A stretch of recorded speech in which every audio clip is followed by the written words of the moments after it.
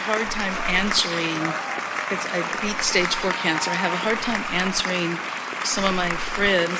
Thank you. That have gone through that. So I created it. I created that cancer in me, or it's a hard question to answer. Or babies that are born with, I set out to do that, to beat it, maybe to sit here and say, yeah, I beat. It's one of the reasons that we said to you earlier that we're going to tell you something harsh, and that is that you never get it done.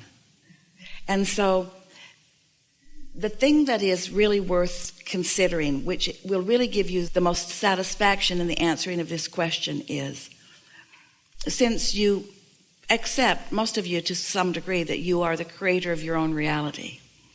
But even as we are fine-tuning here today, you realize that most people are responding to the reality that is around them, and therefore are offering a vibration that pretty much matches what they're responding to, and therefore are creating a reality that's sort of based upon what they are responding to. And so when we begin making the distinction that you get what you think about, and we make the distinction between the thoughts that you are thinking and the thoughts that you are receiving, then you realize that there's a whole lot of creating by default going on. So we never say to you, you created that exact thing because you exactly wanted that thing, because there's a lot of creating going on by default. But there is also benefit from everything that you're creating, because from every place that you stand, you are launching rockets, and there is never a situation that you cannot overcome if the desire is strong and you're able to bring your thoughts into vibrational alignment with what you are desiring. The subject that makes what you were just projecting here feel so uncomfortable to so many, that idea that things happen to me that I'm not in control of, or even if I was in control of them, I didn't know that I was, and so that I didn't, and so I had experiences that I didn't want, which will ultimately lead perhaps to the death experience.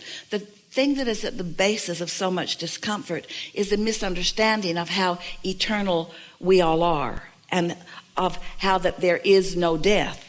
Most people have come to the place that they are thinking of the death experience as something that is so bad that you even use it as punishment. If you knew how not bad it was, you wouldn't use it to punish people. You'd keep them alive as long as you could. You'd teach them things that are in abject disharmony with their desires, and you would convince them that they cannot be or do or have whatever they want. You would teach them pretty much like most of you teach each other anyway. Sometimes people want to go back to the beginning of thought, or to the beginning of that which they are, and we say, just pay attention to the thoughts that you think and how they feel, and realize that when you got on those hopeful thoughts, how good they felt, and when you were not on those hopeful thoughts, how bad they felt. And don't try too hard to figure out what anybody else is doing. Just let your own experience and your own awareness of the kinds of thoughts that you were having, and the way those thoughts turned to things and what the results of that were, let that be your understanding. Because words really don't teach. Sometimes you have such powerful desire to understand something. And so you deliberately, from the non-physical perspective, and sort of not so deliberately from the physical standpoint, attract a situation that gives you clarity about that. We know for sure that you feel more empowered now than you ever did before. The audience response was to your empowerment. Why does anybody come into a physical experience? What's the point of it? If it's not to prove worthiness, then what's the point? If it's not to get to some ending place, what's the point? It is for the joy of the experience along the way. And so the thing that this particular subject really makes us want to emphasize is that so many people are approaching life wanting to get to the end place, wanting to get to the cure. You said, I beat it. I beat this thing I did not want, and I got to this place that I did want. But what we want to point out is that It is the satisfaction that is happening along the way that is responsible for that. Somewhere along in that process, you were able to find a stronger desire than a belief that was opposing it. You don't beat anything, because there is not a pushing anything away, but there is an enhancement of something. If your desire is strong enough, this is a statement that we really want you to hear. If your desire is strong enough, it does not matter what your beliefs are. Your strong desire with your inner being in vibrational alignment with it can bring about for you whatever it is that you choose. But depending upon the beliefs that you hold that are in opposition, it gives you a rougher ride along the way. We said to you earlier that these words don't mean very much until you've had an opportunity to do some meditating, to do some really strong clarifying of your vibration, and then see the results of it. Then these words will be more meaningful to you after you've had some of that experience than before. And the same is true with you.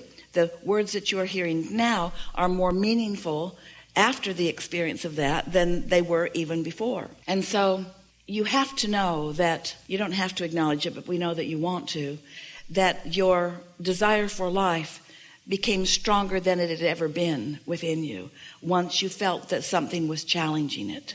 And so you focused upon your desire in stronger ways. And because the mix of vibration going into that within you was such, then you were able to find more alignment toward your desire and less alignment toward fearful beliefs. And so it's always that way. We want everyone to understand that there's no reason to fear anything, that every experience is a clarifying process whereby you get to define and decide what it is you want. And once you've come to a conclusion about what you want, and something like that really caused you to focus, most of you, we love you so much, don't focus until you feel like you really need to.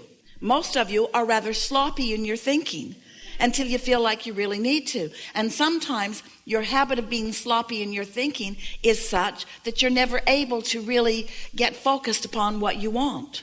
But sometimes when something happens that causes you to focus in a very strong way, you're able to accomplish it, and sometimes not. Also, there's the other thing to acknowledge, is that none of you intended to stay in these physical bodies forever. And so there are all kinds of things that are wonderful and appropriate that help you to cycle through this life experience just in the way you intended. And that's sort of what you were asking about that. You're not going to be able to beat what you call death forever. Feels like it, but yeah. It just means that your desire is stronger than your worrisome thoughts. But you hear what we're saying? Death is not a bad thing. We don't want to leave this conversation sounding like anyone who dies clearly had something out of whack, because that is not the case. That is not the case. There is this cycle and intentionality. When we talk about the receiving of thought, when you get into the receptive mode, so let's say, this is a wonderful conversation that's going to serve you all so well.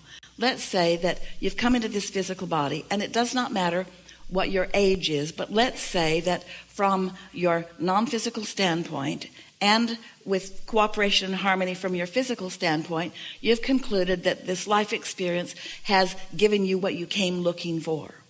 And so there is a decision from that non-physical perspective, a sort of blending of decisions from your physical and non-physical perspective, that the path of least resistance, or the path of most allowing, is to make your transition into non-physical.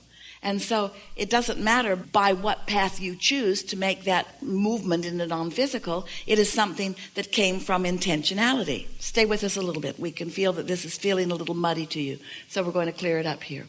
This subject is about the important distinction between a thought that you are thinking and a thought that you are receiving. When you really get in sync with who you are, then your powerful non-physical intentions become more dominant in the equation. And we can feel a little uneasiness within you even as you hear us say these words, because it sounds a little bit like, well, what if my inner being has decided that I'm done with this life before I am?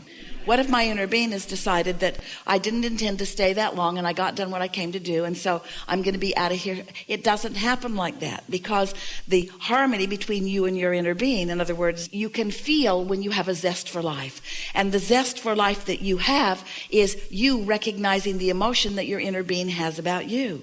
In fact, these positive emotions that you feel so often, when you feel enthusiasm or love or a very strong passion about something, that's you in the receptive mode, really in sync with your inner being, you see.